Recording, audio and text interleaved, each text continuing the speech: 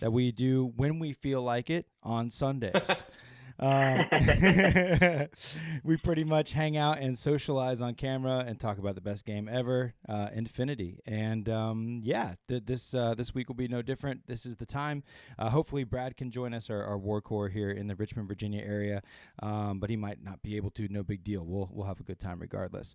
Lots of news since the last time we've gotten to hang out from Corvus Belli. They're giving us new models. Lots of news. They're not giving us. I don't see any. Skipping that boats. week was a mistake.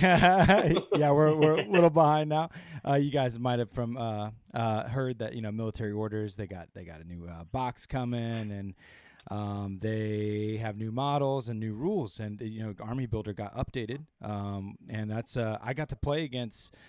Mike threw together like a fun military order list. I got to play against Chonky, the big Chonky guy. Sure, yeah. Sure chonks a lot. Oh.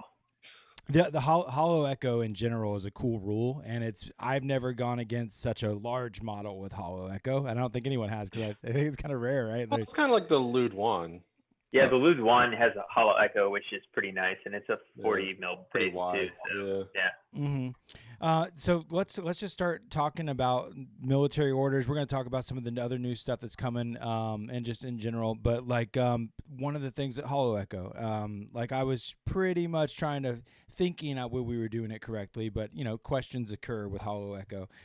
So if somebody's active turn, they're moving their Chonky around with his three different models, one of them being the actual one. And let's say they all three move out into an ARO presence. Then that I would have to choose to ARO as per normal and choose one of the three. And I don't get to. I don't know. That's the whole point. Is I don't know which one's which. And then they would declare shoot, and that would then reveal which one is which. And if I chose the wrong one, it just fizzles, right? Yeah. Hold otherwise. If you want to wait for the one to actually shoot, then you got to hold. Oh, you can hold versus Hollow Echo. That's nice. Yes, it is a marker state, so you can hold. Mm-hmm. That's nice. And you can hold against an imposter too, yeah. So marker state just in general, yeah. Marker state. Okay. Yeah, I found it was interesting. Whenever they take a wound, so I guess here was one of the things that got confusing for me is that let's say there's a mine, okay? There's a mine, and these Hollow Echoes walk in front of the mine. Let's say they don't all go across the same path. Like I would have to choose which one gets hit. Is that how that works? I choose which one gets hit, or do they all get hit by the mine, or what? They would all get hit. If their path goes across where the mine would activate, they're all hit. Even if it was on an individual basis, they didn't all necessarily cross the same point. I mean, unless they're on either side of the mine. That's what I mean. Then yes. Yeah. Let's say they're on either side. Oh, if they're on either side of the mine, then yes, you choose which one is hit. And you could be wrong. Yeah. Okay. Yes. Okay.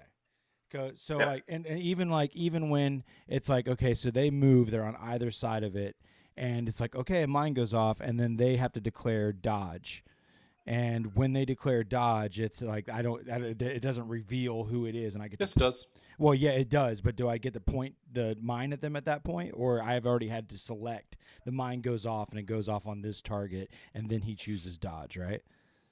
I mean, if it goes off, you choose the target it goes off on. Yeah. So if he's just dodging for funsies, then he's just dodging for funsies and getting rid of his other Hollow Echo. Right, but if I chose, say, the wrong Hollow Echo, then he might not choose the dodge. You'd be like, cool, no problem. Right. And it's the moment that and because it hits them automatically, the moment you have to take a save, Hollow Echo's canceled anyways. Correct. Yeah, so even if he didn't dodge at that point, just took another move, because his Hollow Echo took damage, then it would fizzle out. But yeah, all that's really interesting, and it becomes it becomes kind of intimidating when it's on this big chunky boy running at you with armor 5, and we got in combat. It was the Unknown Ranger versus the chunky boy, right? Mm-hmm. And we both had Natural Warrior, and we're shutting each other down. I'm trying to think of what I was about to say about that. Oh yeah, he had BTS 9, and so he decided to go ahead and shoot his nano pulsers into the combat. Can you do that? Because you can't hit your own guy with the template. You cannot shoot a template unless you intuitive, I believe, in the close combat. Yeah, because no matter what, whenever you put a template into close combat, it counts as hitting both the models, friendly and foe. Yeah. Right. Yeah. And it's Actually, yeah, I automatic don't think hit. you can at all because Yeah. it's a template, and templates cannot affect friendly So models. that was not allowed. If he let's pretend it was like a breaker pistol or something, Yeah. he wouldn't care per se that if he has like a BTS weapon shooting into combat, he's like, I got BTS 9. Like I'll shoot this like weapon that targets BTS into combat without any fear of killing the chunky. You know, it was pretty funny. But now I do recall and realize that, you can't ever put a template into combat, so that's a good thing to note. So right into some fun rule conversation there. I do love the rules. Rules. It's fun to play the game accurately. But yeah, so it's fun to play the game. Yeah, yeah. We'll enjoy that soon, Chris. I know. I'm hyped. Yes, I'm so ready. I'm so happy. Did you play against the AP HMG? I did. I think that's the appropriate version to take. Wouldn't you guys say? I mean, that the other one's what, the multi-marks? multi marksman with +1 burst. Right. So it's not bad, honestly. Multi is very useful now. Interesting. Yeah. I would probably end up taking the AP HMG most of the time. I mean, the Holy Sepulchre is a fire support model. Right. That is its purpose. It's supposed to. You want it far enough at range that its armor and BTS is going to make a problem for the opponent. Mm-hmm. That, and he can duck around corners to get out of line of sight at the end of the turn for you to get those hollow echoes back. Yeah, and depending on how you have them set up, I mean, you could kind of fake out 2 fire lanes with him with hollow projector, and they're not going to know necessarily which one it is until they make either the right or wrong decision. So. Yeah, he's gross, and I didn't think about the +1 burst on the multi-marksman. That does make me like it a bit more. Yeah, that kind of makes it an assault type piece, basically kind of like a Spitfire. I did. Yeah, you know you get. I mean, you still essentially get the AP in that. That's what I was gonna say. Yeah, you get the AP, you get the shock. The only issue is it's damage 13. Well, you also you do get the DA on the ARO portion of things too. It's right. That's that can be nice. That's one of the nasty things about the avatars. He has a multi HMG, I believe, and the fact that it has like an explosive round for ARO purposes is like super nasty. And it's really nice to turn those active pieces into have the option to go into a heavy defensive position like that. Yeah. You know, but I agree. Low damage. I think you get more work done overall with the AP HMG. And I think is it +1 damage on top of things? It might be. I don't believe so. I think he's just straight damage. Okay. I think he's just +1 he's burst. BS attack +1 damage and CC attack +1 damage. Yeah. So the damage 16. So is he not +1 burst? No, not for the HMG. But he is for the. So he's specifically +1 burst with the. Okay. With cool. So the multi marksman effective cumulatively gives you +1 damage, +1 burst, and +1 just for your gun. Gotcha. So it essentially is a multi Spitfire, sort of. Mm-hmm. Yeah, pretty much. Effectively, that's really cool, actually. Yeah, so I think it's definitely got use if you do want to run him around and go attack stuff. Shock he's a much more utilitarian piece. He can hunt light infantry or heavy infantry with that. Well, it's beautiful that per the mission, you know, certain missions like Biotech 4, Panic Room, Armory, anything that forces you into a tighter space, you're going to want that shorter range band, that 8-inch to 16, you know, being available to you with that marksman rifle potentially. Yeah, I'm kind of actually digging that multi-marksman a lot more now than the AP HMG. Mm-hmm. Right. The +1 burst did it for me. That got me up there. The +1 burst and the combination of the +1 burst, +1 damage is really kicking it into very viable. Also, it helps you get to utilize his close combat prowess because he's a he's a badass in combat, and it's like you want to get him in there, you know, and that means you're going to be closer and wanting to shoot more close range. I mean, I'd say I'd rely on his gun more than close combat, to be honest. Yeah, it's gonna happen sometimes, but yeah, you're right. I mean, I'd hover around that 10 to 12 inch mark. Yeah, there's certainly other tools in the job or at your disposal to not need to throw him up in the mix like that. But you know, again, I think the advantage for him having Natural Born Warrior and 22 CC though is he is a heavy guy, and you can't tie him up that easily with a skirmisher. Right. So or assassinate. You know, like you see a tag on the board, you're like, I'm gonna go. Yeah. I'm gonna take my Nahab and jump in and assassinate this guy. But not quite as easy whenever he stands with that kind of prowess there. I gotta say I love Berserk though. I thought of the Nahab just now, and I was like, you know what, Berserking with D charges doesn't feel that bad. I did try to Well, kill. it can't Berserk, I believe, with Natural Born Warrior. What? I didn't know that. Yeah, I think it stops everything. Warrior lets you Berserk. Yeah, it nullifies all close combat abilities. Well, I had never even considered such a thing.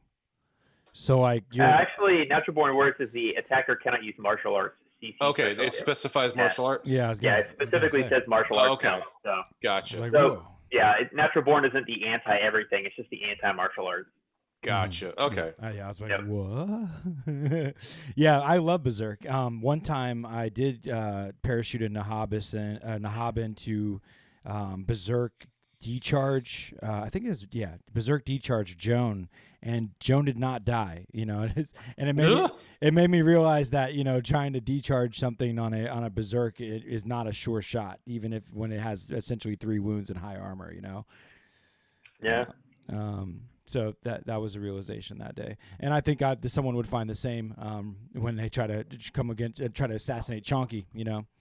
He will say not today and slice them down potentially. I like him. Some people say he's not the prettiest model. What do you guys think? I think he looks cool. I think he's awesome. I think he's awesome. My only thing is, I think he would have been cooler without the arms underneath the other arms. I have a theory about that.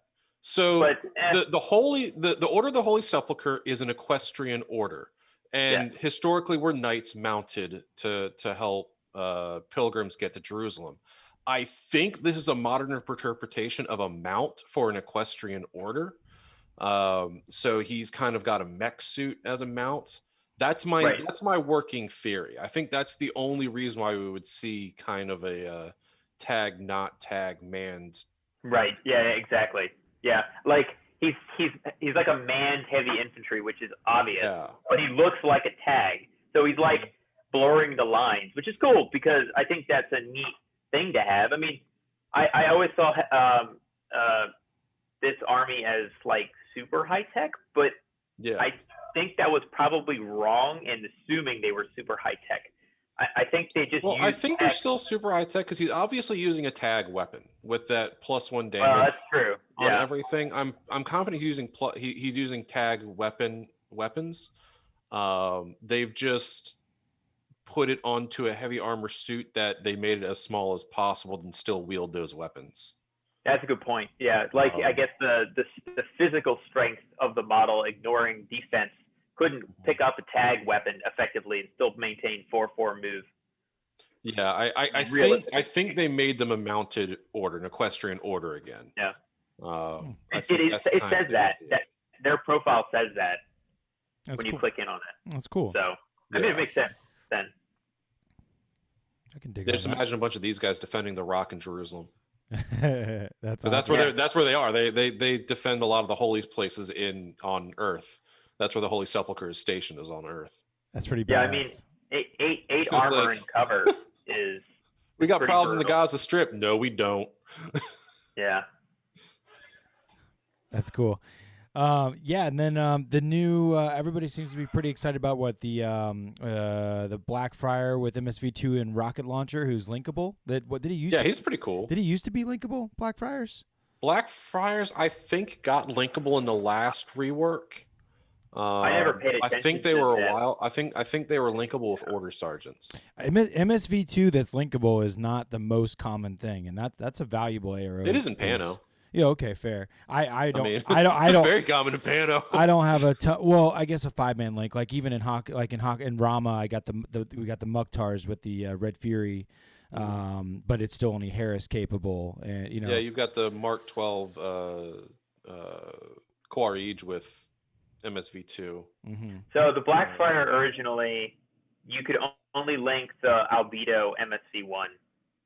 Yeah. Okay. Yeah. It seems like they got a step up in not just. They gained a profile. Originally, it was just multi-sniper, multi-rifle, and now they have the heavy rocket launcher with sense, which is awesome. It's pretty. I mean, they needed it. They needed some more blast templates. They had very few, to be honest. And you were I think you guys were mentioning before, just range is something they lacked. Like the APHMG was like, oh my god, a weapon that shoots out to 32. Yeah, they very much lacked range. I think they had like a singular HMG on the Hospitaller, and I think that was it. Besides the tag, yeah, I think the tag only had a Spitfire. To be honest, I don't think it had an HMG profile yet. Well, which tag? The Seraph. Oh. Now that you mention that, I can't. I know they got an. I don't know if they got an HMG. Yeah, no, there was a Spitfire one and an HMG one. Oh, okay, but you had to take a tag to get an HMG. Yeah. The Spitfire one had an Oxpod. Yeah, they had sniper rifles, but yeah, they really lacked that long range firepower and that long range blast. I wish, unfortunately, it's something that everybody's been crying for a long time. But like when Corvus Belli does a Army Builder update, we wish that we had a change log, just because apparently they could sprinkle in some other things. Who knows? Is there any word of anything else getting changed? Any points or rules across the borders? Just military? Yeah, the Teutonic Knights got a huge rework. Who did? Teutonic Knights. Knights still so was it just Pano that got touched, or do you think any other? Oh, factions? I don't know. I see what you mean. I don't know about the other. Oh factions. Yeah, I don't know. I haven't looked. Right. I wish we had a change log to make us confident that nothing has changed. Yeah, I think with this specific update, no. It was a couple weeks prior they made some changes, and like one of the ones was a Toha wording on one of the named characters. Like you can't include that and another model. I cannot remember what they're called right now. Yeah, I swear. I guess I need to. It's worth looking around a little bit. But I feel like someone in this event I was playing said, "Yeah, my list is 2 points over now. I got to fix it." I didn't get into any specifics. But speaking of events, just recently, the most latest bat rep on the channel is I just played my first round 1 match for the season 5 of the Remote Access League, and this is the 5-person team, the 5v5. Nice. And I got the mission that I asked to play as far as on the team was what is it called? Firefight. So my first mission was just kill, just kill, straight kill, and it was great. I ended up playing the team that we went against. Everybody on their team did nomads as kind of a theme, and the person I was going against was kind of new to the TTS as well as nomads. So I had a fairly easy time, but I think he was trying to get used to it, So no fault to him. His dice didn't help either. He was rolling quite poorly, but I did take home a victory, and that was nice. And it was interesting. The team event is being ran on tournament points first, kind of like you would in just standard rankings. So we won 3 and lost 2, but the other team actually beat us on overall victory points or objective points by about like 4. It was like 21-26, but because we had a 3-2 victory, we still won the round. So that was interesting. Nice. Yeah, so that was cool. Our team's really diverse. We have like a Toha player, Hakkasan player. He's doing Assassins. We got Combined, me doing Vanilla Ariadna, and another buddy I think is doing Nomad. So we're just all across the board. It's pretty cool. Nice. That's awesome. We took the first letter of all our names and it's made an acronym that's can do the mission with style. That's our team name, and it's like the first letter of all our first names. It's pretty fun. That's awesome. Yeah. So that's good times. The most interesting thing to me on TTS lately has just been considering maps, and it's been funny to see through all these different events and people playing a lot of different events with a lot of different map makers.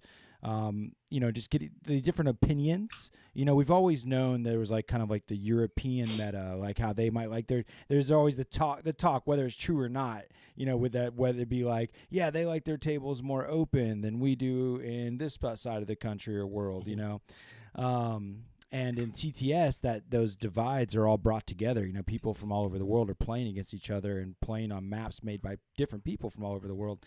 And those different opinions can clash sometimes, and I've found it. I really like that the really straightforward boards with oftentimes the micro art terrain. Which by the way, there is some new micro art studio terrain we're going to be getting. I'm very excited about. But Nice. I like a good clean cut a board in TTS because it's already like an extra difficulty. Like they say it's you, your opponent, and the map or the board is usually like the third player kind of thing, right? Mm-hmm. Well, I think there's a fourth player when you add in Tabletop Simulator. If you ask me, Tabletop Simulator is the fourth player. Yeah, it's like, that's like yet another aspect that you have to navigate. And if you if you kind of up the difficulty level of like how intense the board is with multiple levels, 3 different level high, sometimes they get crazy with their different levels, including like full blown like platforms where it's like World 1 up top and then like the sewage system down below. God. Difficult terrain all over the place. I saw one with this wasn't a tournament match, but they got ones where you're like basically floating platforms, It gets heady. And yeah. The map thank you. The map makers get bored, I'll say like I know I think the map was fun to play, but the one you and I played, George, but that had that really high center kind of mountain type structure with the hexagons. Yeah. Like it was cool, but at the same time, there was so much effort trying to figure out like line of sight and visuals because it was just, you couldn't get TTS to give you a good angle where you could really get just like in person, you can just go, all right, I can see you. Mm-hmm. And that it was like the camera won't go down on the table. Exactly. So you can go up. Yeah. And you couldn't really get above that easily to get the real good line of sight. So it was like there was a lot of time I feel like I spent like panning, dipping, panning, really like. And I feel like if you have a timed game, that could be really a poor play experience. Annoying. Yeah, annoying. Yeah, and it was cool. Yeah, to play on that. Yeah, but I'd rather have done that a crazy wild board, even though you probably won't get them in person, than I would on a virtual or at the very least, you explain that very well, but or at the very least casually, like if you're going to play maps like that casually. But the thing is, we're playing competitively, like actually ITS tournaments in these things. So when you start to care, you want a nice clean fight, and for the sake of time, especially when you want to like really digest your next move and stuff like that, it really starts ticking that time along when you're having to check every angle because of a complex board. So that's been interesting. I've been feeling the burn at when I did like for 2 months or 3 months, I did 2 tournaments simultaneously, and now I'm down to just one, and I'm like taking a breather, But yeah, played a lot of maps.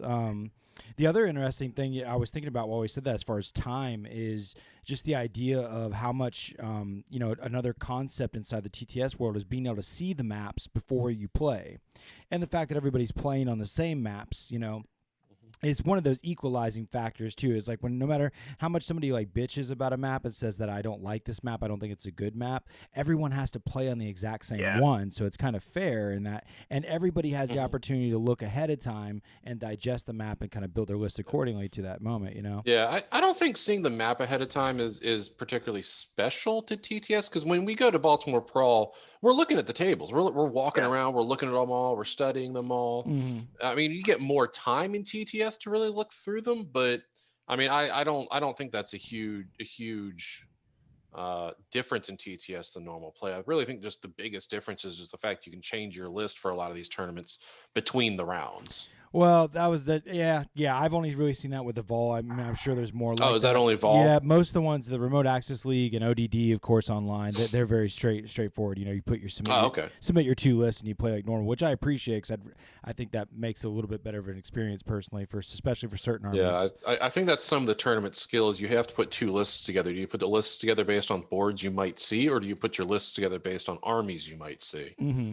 The point I was going to bring up about time though is the fact that how you can look things up in Army Builder, like the information of how with the right kind of phrasing of your questions, there's only a small short list of things that is private information in the game, but one of the things that typical in a live environment is that you may have access to all the rules of your opponent, but you don't necessarily have the time to look all that up. Right. And in a tabletop, and like, so one thing that the Remote Access League has been doing that I kind of appreciate, and a part of like what's been an interesting conversation over the last few weeks, is as they start to try to develop an etiquette, like a player handbook to tabletop simulator competitive play, you know. And I had put forth the opinion that, you know, I think it's okay if you have the ability, you know, whether you're not going to be able to police people checking somebody's stats, or like I played against Tunguska and I was like, okay, let's pull up the army builder and see who your lieutenant options are. They had only 4 lieutenant options. I couldn't believe Tunguska had no chain of command and 4 lieutenant options. And it was stupid easy to figure out which one was a lieutenant, you know? Yeah, Tunguska is very straightforward. Mm-hmm. It was a firefight mission where killing the lieutenant's like one of their weaknesses. 2 points, you know? But because I could literally, because of the tools I had, my familiarity with the app, I mean, it took just a few seconds to be able to filter lieutenant in Tunguska. Whether that's allowed or not is a questionable. I mean, technically you can do that in face-to-face play. It's just the issue is time. Yep, time management. That's exactly. Yeah. I mean, if you want to pull up Army app, you're welcome to pull up Army app. Yeah, exactly. I think that's the word. Is get a stink eye from your opponent. Is because if you don't bust out a chess clock, then you're already like going off kind of the honor system that you're going to take your fair half, I'm going to take my fair half, you know. Which I think works for the most part. I think it does I too. don't think chess clocks are a necessary thing that Germany and Europe seems to absolutely love. They add a ton of pressure to a game. In 40K, I can imagine that. Woo! It changes like a player that may usually have their shit together and never makes a mistake. You turn a clock on, and they could have 30 minutes left on the clock when the game's over, but the clock still beat them. You know, because they were. Yeah, I can believe it. Yeah, because they're sweating bullets. The stress is real. Mm-hmm. Yeah, I've never had a game that has run to time as an issue. So I mean, I really don't see the need of a chess clock. Yeah, which is reasonable. It's definitely becomes a more of a thing, and if your games don't come to a conclusion, it's crazy because in 40K, it's every round in a tournament you could expect 25%. I'm just making a quick guess off the top of my head, but I bet you, because I've ran damn near 140K tournaments for sure, and swear to God, it's like 25%, if not more, don't finish. They only get halfway through the game. You know, turn. Wow. Let's say it's a 5 to 6 turn game. I'd say they're only getting a turn 3. You know. Wow. Yeah. So it's a common conversation in that kind of world. Is that an issue with players though? Is that an issue with rules? It can be both. And an issue with just army size. It can be both. That's what the whole thing about when it goes malicious, right? That's when it becomes like something that's like illegal or not cool. And the main thing about where I'm down with chess clocks, especially in that world where I got to be about it, is that if you bust it out from the beginning, it takes the conversation out of having to be like, you're screwing me over on time. I'm not getting my fair share. You don't want to have that conversation mid game. Mm-hmm. And I have been on the moment where I usually, like in a tournament setting, always play a fast army on purpose. But if you wanted to play a horde army, like let's say orcs, and their most like best way they could play is with 100 guys on the table, then you better be prepared to sweat and move quickly. But a player can try to run the clock and say, oh, you have in-game scoring objectives. You win if we get to turn 5. Well, I'm going to eat up the clock by taking extra long time so that we don't get to turn 5 and you can't win. That's when it turns into the malicious side, I've not seen that in Infinity. Yeah, thank God. Yeah, Infinity's just a million times better than in 40K. Yeah, I've had a couple games. They weren't at the big events I attended, but they were at the smaller ones that can't. We couldn't quite get everything in, but to me it was obvious where it was going because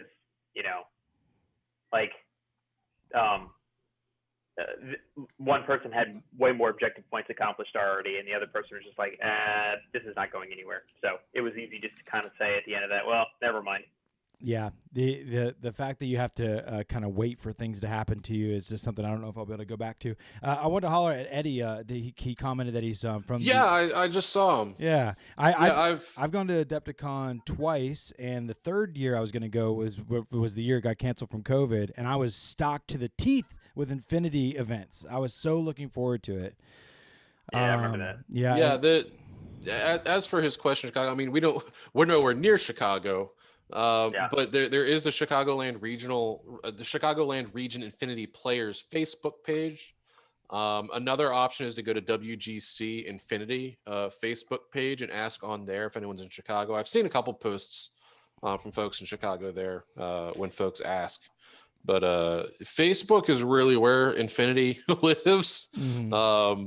I don't know why in particular, but Facebook really. Discord's heavy duty. I mean, Paintflow mentioned the TTS. Yeah, but where do you find the Discord servers? You just search Infinity, but where do you find them on Facebook? Yeah, Facebook is certainly the main land to go. But there is a lot of daily. I find now that people are more showing their. I look at Facebook now for painting, and I look at Discord for conversations about the game, the rules, and the meta.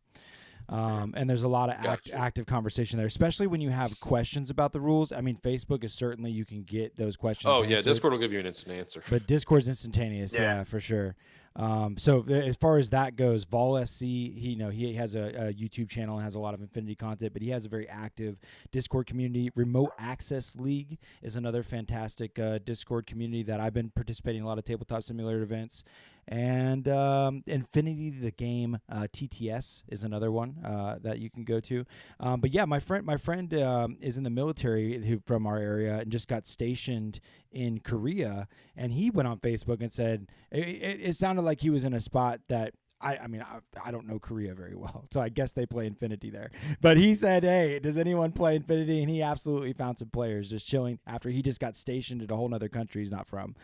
So you can totally find some players there in the Chicago area, I'm sure. Yeah, and Infinity, luckily, over the last 4 or 5 years, is starting to get to the point where Warhammer 40K is where you can usually find a game wherever you go. Mm-hmm. As long as you're in some primary city, then you'll probably be able to find someone to have a game with. Mm-hmm. And I would think Chicago is fairly large. Isn't that is Chicago near Twin Cities? I'm not sure. I've only been in Chicago. You shouldn't have any issues finding a couple stores in Chicago, I would imagine. Chicago is about all that mattered to me in the Midwest as far as that being something relevant. Everything else was just living in the Midwest. I grew up in the Midwest. So when I talk shit, it's because I'm from there. Chicago is not near Twin Cities. I am completely wrong. Geography is not my friend. It is very far away. It's like 2 states over. Nice job.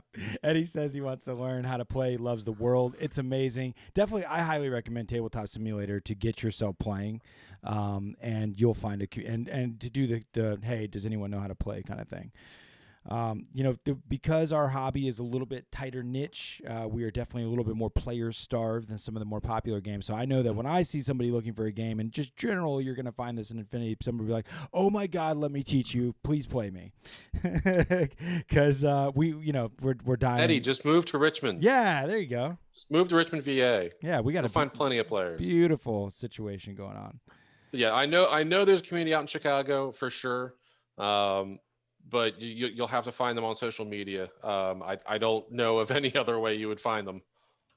Yeah. Right. Yeah, you could Google around and just search for hobby stores. Maybe hobby stores. I'm sure hobby stores will be able to. There's even if one hobby store doesn't sell it, they should know about their competitors normally. And most places like that are generally cordial with their competitors just because they're kind of living together. So you can look for a hobby store that sells Infinity or something like that. Yep. You can always look up like Magic stores that that's most all hobby stores sell Magic cards, so that would be a way to find a store. Yeah, that's a good call too. I hope Baltimore Brawl happens. We got in the comments. Yeah, me too. They just canceled Nova Open, so I know. I want to go. That was another. Yeah, we're wondering. I was just talking to Lewis about this. About hey man, I wonder if Baltimore Brawl is going to happen. He's saying, well, November's a long way away. By then, we should be immunized. Hopefully, it'll happen in some capacity. I feel like we should be. Yeah, it's like I think I'll have November. Mine, so. I think by November we should be well and truly into it. I don't think any of us are like able to accept it anymore. Like I had some friends that got fully vaccinated, and I saw a Facebook like message like they went to a restaurant and they couldn't even like enjoy their meal because it just didn't feel right, Like you feel guilty for having your mask off or whatever. Or yeah, or like being in the situation, you're just like, this feels wrong. You go for the handshake and you immediately like gotta go wash your hands or something. There's so much my wife and I need to celebrate. Yeah, like loans are gone, saving for a house, new job, new position, higher pay. It's like all these things happened in the last year. We're like sitting here with our little glass of milk, sitting inside, going like, "Yay!" Yeah. I guess we'll celebrate in the future. I hear you. We've been baking lots of cakes for celebrations. So nice. And pie and cookies. Nice. Yeah, I've already got my my COVID-19 on. Yeah, Don't need any more. Had enough of that at this point. Yeah. But I mean, we're looking. I know Chris and I are really looking forward to getting back out there and playing. Yes, I can't wait to relearning the game. Can't wait to do that. Make some bat reps. It'll be great. Yeah, I feel like I'm gonna probably have to relearn a lot of it. I'm gonna have to relearn completely. I'm gonna crush you. I mean, I feel like our games, George, were like super okay. close. I still remember a lot. Like there was a couple rules questions, but I mean, I kind of had the rhythm down. Absolutely, good. You still did and, just fine. And N4 wasn't a major change. No. That's good. No, not at all. Yeah. You'll be fine, just fine. It'll be snipers everywhere. Oh yeah, this still works. Oh fuck. Oh, I'm bringing them. new units, lots of new units. Yeah, no kidding. And snipers.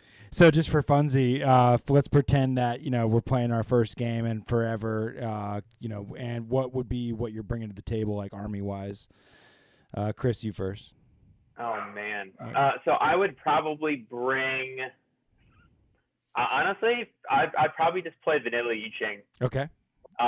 Classic. I know the profile, so I don't have to do a whole lot of looking up. Mm-hmm. Which, I mean, for me, getting back into it, like not having to go look up what their fizz is and their BS and all that stuff, like that's good. Like I don't want to have to look that stuff up. Because there hasn't really been any major changes to Yicheng in a long time. Yeah, that's vanilla area, or that's Ariadne for me. That's my home. Another base. one I could play if I wasn't going to do that and I wanted to just shoot everything possible and then hit it with a claymore would be Caledonia Highlander Army. Mm-hmm. Those would be my two. I'll bring vanilla Yicheng or CHA. Mm-hmm. What about you, Zach? Assassins with 4 Asawira. Yeah. Ooh. Yeah. Ouch. I've gone against that. It hurts. Arabian Nights, baby. Oh man. They're so good. That is an effective list. Keep them down. Hey, man. Kusanagi resculpt comes in this month, and she's going to be the 3rd Asawira. Nice. You're going to have all Asawira that aren't any Asawira. Correct. That's the correct answer. Red Baron says the only way to assassin. Yeah, Asawira than a face. Man, I don't know why you're not bringing Squatty Boy. Squatty Boy, because I don't bring Squatty Potty with me. I don't need totally sculpt a little Squatty Potty underneath his feet. The little God, I hate that model. I hate it. Oh man, I know. So bad. Yeah. Red Baron says Fide's in the corner talking about how the Asawaras took their job.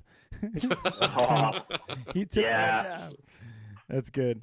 And of course, I mean, Yara Haddad and Assassins is such a badass with the strategic deploy, with the giving the whole link team. Yeah, that's what I'm saying. Put her into a Harris of Asawira, so Asawira starts 6 inches up the board. It's beautiful. Or 4 inches up the board. It's a beautiful thing. Ow. Yeah, that's just one less order to move. Yeah, it feels so gross whenever you add that plus Daylamis plus impersonators. Just and they're BTS, what, BTS 9? Oof. BTS 9 armor 4 now. Oh, yeah. Generate on Fizz 14. Even That's if you solid. kill them, if you don't double tap them, they're coming back. You gotta make sure they're dead. Oh, man. They're coming back on a really good chance. Ugh. Not to mention their Doctor Plus as well. So it's like, okay, if Doctor comes back, they're all coming back. Oh, yeah, I know. Because the Doctor will, he heals 2 wounds every time, right? Yeah, no, their Doctor's just Doctor Plus. He's not an actor. Doctor Plus? Okay. Yeah. Oh, gotcha. Okay. It's like, I just killed the Harris team. Just the Janissary. Yeah. Oh, Janissary, that's what I'm thinking of. All right. Gotcha. The Janissary and now Parvati is her name? Parvati, yeah. I think she's just, I guess technically she's an Akbar doctor because she heals 2 wounds when fair, yeah. It's a 2-wound healer. Yeah. Yeah, Red Baron says put the Muyib in there with a smoke launcher. The Muyibs are cool because they got the tactical awareness, I believe, right? Not all the Muyibs, just some of them, the yeah. Spitfire and the HRL. It gets pretty gross when that plus a little bit of NCO mixed in there. You're like, God damn it, you just got all these extra orders. Yeah, I mean, Muyibs can go into a Gulam core, so you get the Gulam NCO, yeah. Solid stuff.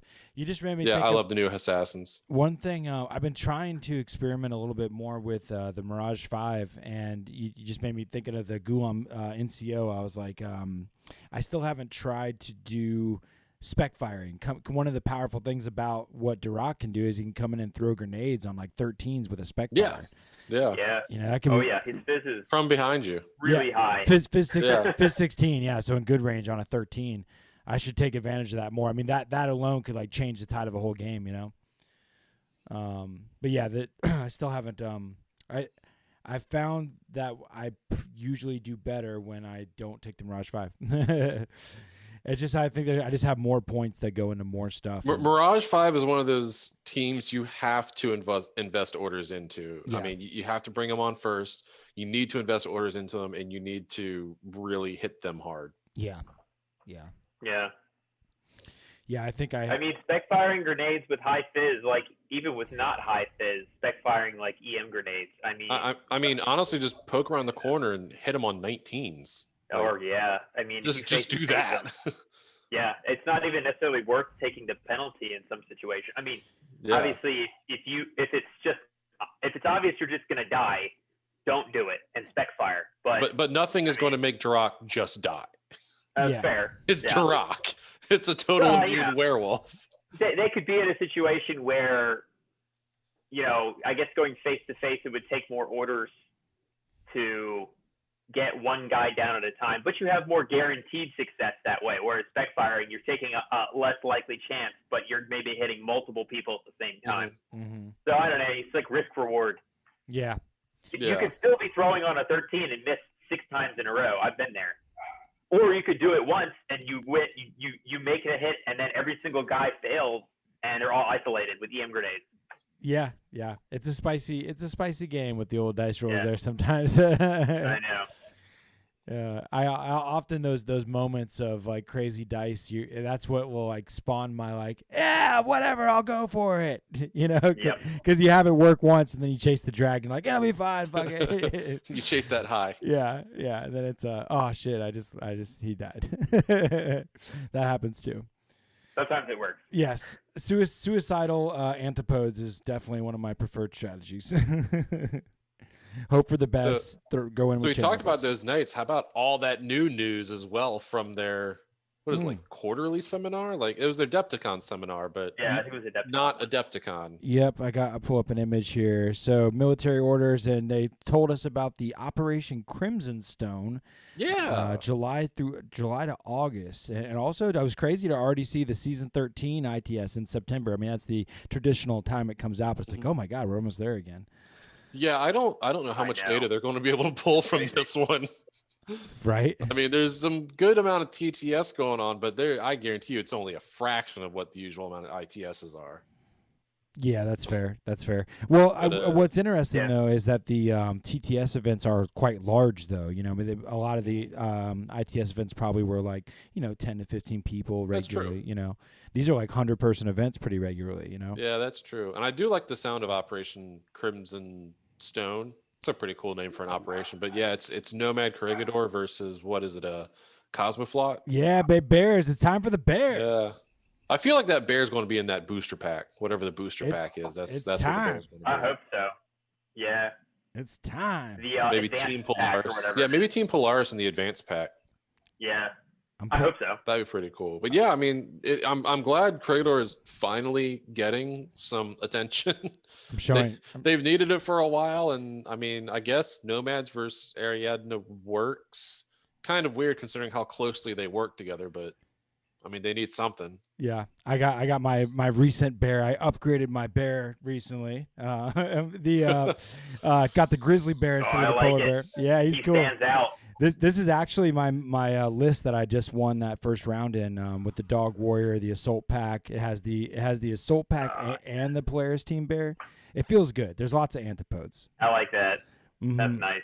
Unknown Ranger. I've been trying out and having a great time with the grunts. I'd never used the 11-point grunts with armor 3 and a heavy flamethrower.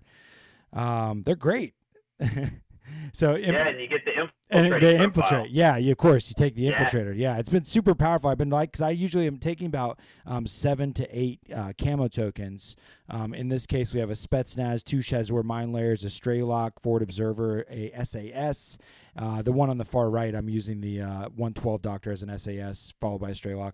Unknown Ranger. And then, but it's fun to use the grunts to support the camo tokens. And it just kind of like adds that like, okay, so I don't know what these camo tokens is, but there's also this heavy flamethrower. I like that. What's not to love? Do you feel, have you had situations where that armor 3 has been beneficial? It's kind of, I found that when I suicide them kind of at the enemy, they can take a hit more than you. If they're just shooting you with like a combi rifle or something, you might come out of that all right. All right, cool. You know, cool. I don't hate it. Yeah. But bottom line is 11 points. You know, I did get to take the Highlander the other recently. Now one of my lists takes the Highlander too, and you. Galwegians? I guess that's their full name. You had told me about the profile. 5 points for a impetuous irregular with dogged. The fact that they have berserk. Yep. Because I was comparing them to the Varangians. You know, in Cosmoflot, you got the 9-point Varangians with dogged and berserk. But this is a 5-point. It's just the regular is the difference. You know. But yeah, it's great. I love having that trade up piece with dogged like that. It's just regular impetuous. Which I mean, are the Varangians impetuous? When they're they're regular impetuous. Okay, all right, So I guess that you still get the same effective order usage if they're being used. Mm-hmm. So, but yeah, they're great. They're cheap. They're great. They're so stupid cheap and good at what they do. It's Fizz 14 throwing smoke on a 5-point unit. It's just like give me that. Yeah, did you see the artwork they had for the Varangians? No. Oh, it was really good. Yeah, they're nice. They're like. I mean, I see them as like high-tech Scots. Yeah, they look very much like the high-tech Scots. They don't look like Scotsmen in space. They look like sci-fi Scots. Yeah. Yeah. They have the little scarf that looks like kind of tucked in. Mm-hmm. Yeah, I mean they're in full armor, just a kilt added on top, and kind of that scarf going around. Yeah.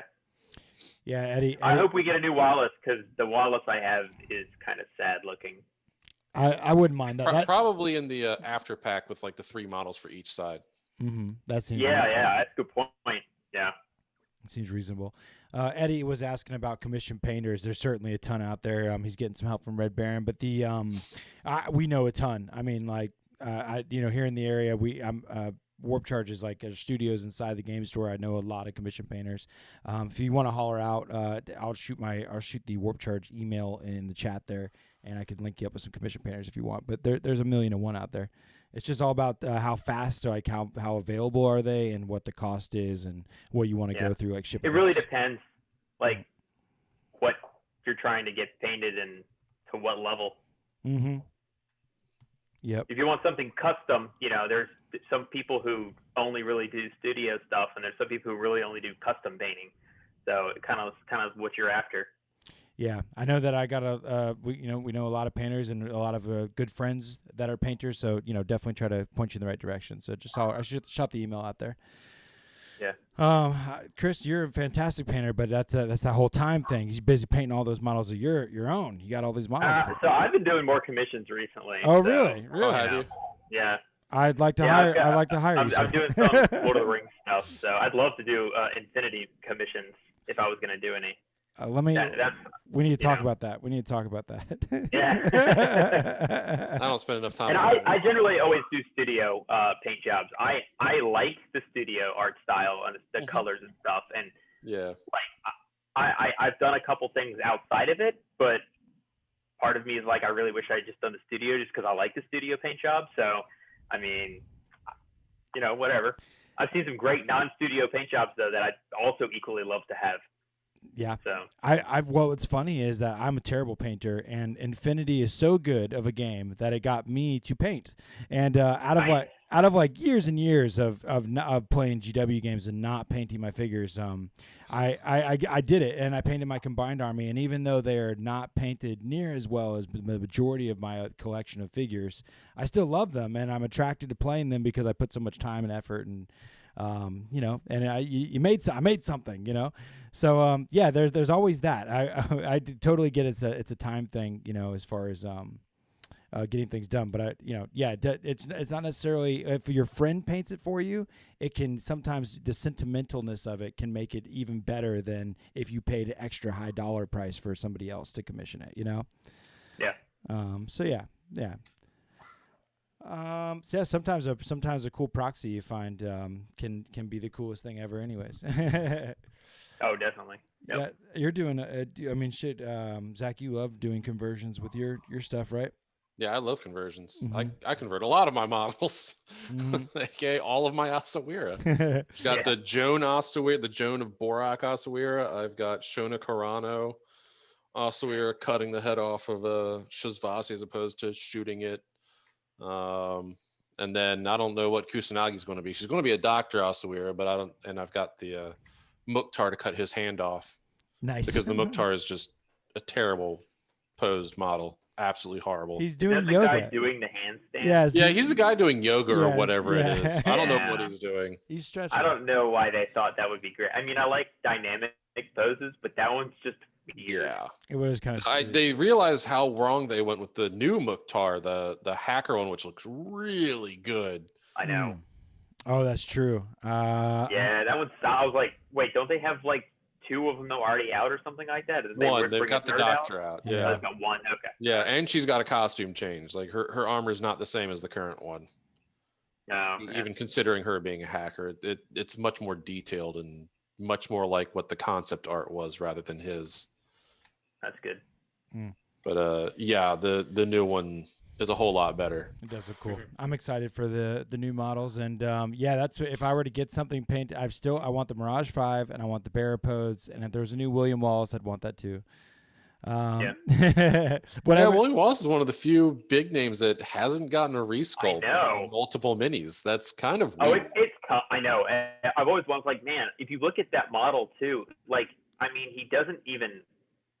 I feel like he looks even older than the Volunteers. He's very tiny. Even Saladin has more models than he does. And Saladin got 1 resculpt and 1 new one for 012. Well, there's probably got to make another few Joan. There's at least like 2 more Joan models. The only Scott with a cube. It's true. I mean, like, he's come back more than once because, well, it's evident. Yeah, that does make sense.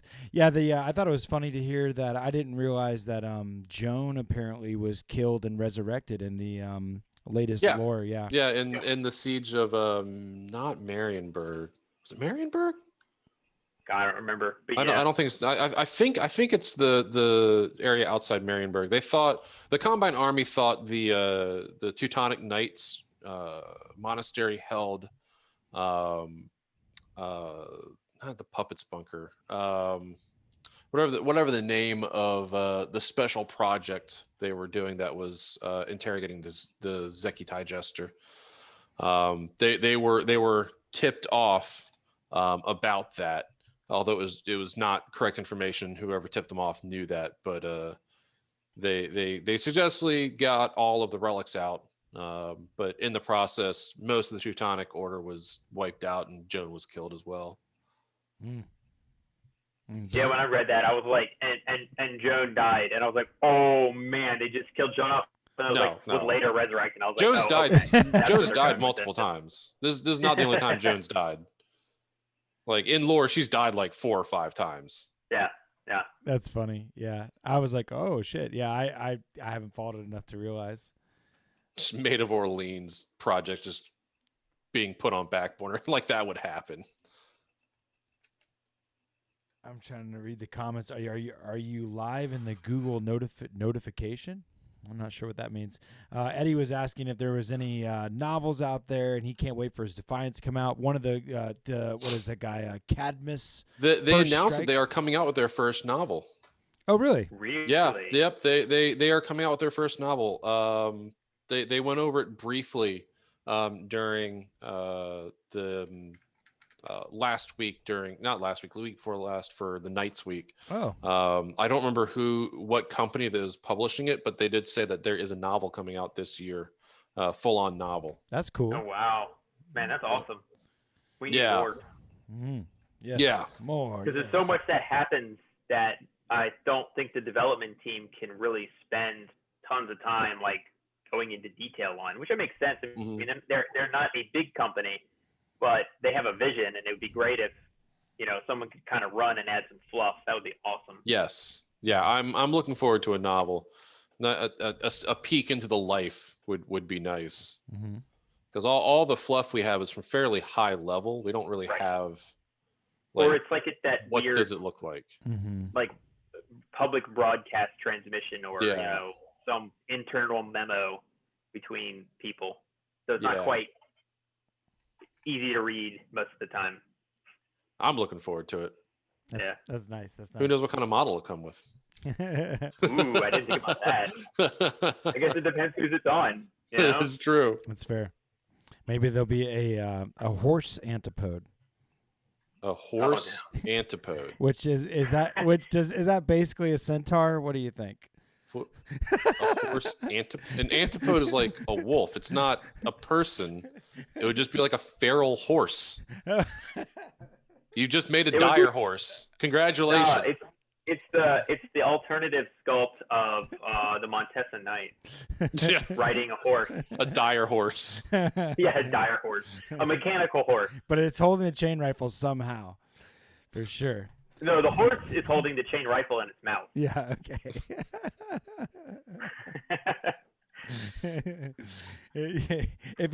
Too much 40K, guys. It's basically a centaur. Goodness gracious. I know. I'm just dreaming, maybe a little N5 horse antipodes. I just want the Shakoosh. That's what I need. That's true. That'd be a fun model to get to come out too.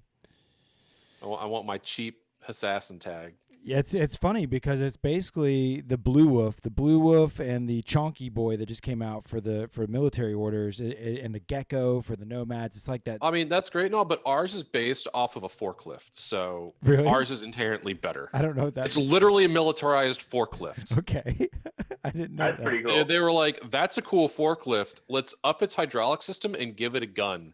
And the old man in the mountain was like, "I like the way you think, Mr. Engineer." And now we have the militarized forklift. He looks like he's like, oh yeah, we have like 50,000 of these in a warehouse somewhere. Yeah, they're working the warehouse. Yeah, right. Yeah. Like, wait, Amazon's old bots. We have those. We can just have those. We have a ton of those Amazon old bots. You want to buy them wholesale? Sure. Here's an HMG. Have fun. In my mind, I see like a Monstrucker like spitting into a can and like saying, "Yeah, you should just give those guys guns or whatever." And it's funny because that's actually how they infiltrate some of those things, because they're worker tags. So sometimes they can infiltrate them as worker tags, and then they're like, "Wait, does that worker tag have a gun? Oh God, that worker tag has a gun. Get it off the loading dock." Wow. Yeah. There was like, how are they going to infiltrate a tag? That's the stupidest assassin idea ever. We're like, have you thought of forklifts? Yeah, pretty much. Robots. Good point. Robots. They're probably everywhere. They're probably everywhere. Yeah. Like not just in Hack Islam space. They're probably all over the they're place. Not. They're everywhere. Yeah. It's funny. Oh man. I love our new tag. It's their answer to we couldn't give you an impersonation tag, so we decided to give you a forklift bot. No one would notice. No one would notice. It impersonates a forklift because it's a forklift. Yeah. Nice. Oh man. Well, shit, guys, we've hit the hour mark. I think we did decent about trying to cover a lot of the stuff that's been going on. There's Corvus Belli is going to give us some more, and I'm excited for it. We got new models coming. Tag raid. Yeah, tag raid. Yeah, cool. That's the one we missed that one. Yeah, apparently we're going to have a tag multiplayer Mech Warrior battle. Infinity style, I'm assuming. We don't know. Oh, that'd be great. We don't know much Just about it, right? Tags. we just know that it's something that's going to come. Is this I got the image up on the screen. I thought that there was been some games made by the community that's been like there was a tag battle. Couple, yeah. It's a free for all tag battle. I played it at Gen Con. Its rules were made by Beasts of War at some point. So if you look up Beasts of War and tag something, I don't remember what it was called. It's fun. Everyone basically plays the same profile. You just bring a tag. And as you kill guys, you get to roll and get better weapons and things like that. It's super fun. It's very casual. Having that official would be cool, but I think actually having tags as a thing and having a tag. I mean, it's supposed to have a campaign and storyline, so I'm really thinking it's going to be like Mech Warrior. That sounds. That'd be awesome. That sounds. Yeah. It's a campaign storyline, battle royale. Yeah. So I'm hoping it's like Mech Warrior, where you level up your tag, you re-equip it, you rearm it. That could be great. That does sound kind of like the Beast of War rule set, but probably a little bit more polished. Mm-hmm. Yeah, because you are using an actual tag, like you have Margaritas, you've got Seraphs, you've got. So if they have, do they have their own profile? It sounds. Well, I guess we don't know. They are. From what it sounds like, yes, it is using its own profile. It's gonna be badass. Okay. But it's going to be modified for whatever fits this game for. Right. Okay. That sounds super great. But whatever they come out with, it is compatible with Infinity, same way they did Defiant. So if they come out with any special tag sculpts for it, it's also going to be in Infinity the game. Oh, that's where we're gonna get to use the Megalodon, the Megalodon. Yeah, that's where I think we're getting a few more tag sculpts. Oh, that'd be great. Tag profiles, yeah. Maybe Ariadne will finally get a tag. That's what I'm wondering. Folks are saying maybe they get a tank or something like that, or just a mercenary tag that they will have access to, which would make more sense. What, like the Anaconda? Is the Anaconda not good? No, more modern. An NA2 one that isn't the Anaconda. Ooh, tag fight everyone. I'm looking forward to it. Yeah, it's going to be another Kickstarter campaign though, so just FYI. Yeah, it'll be another year before we see the actual models after the campaign, probably. That's fair. Yeah.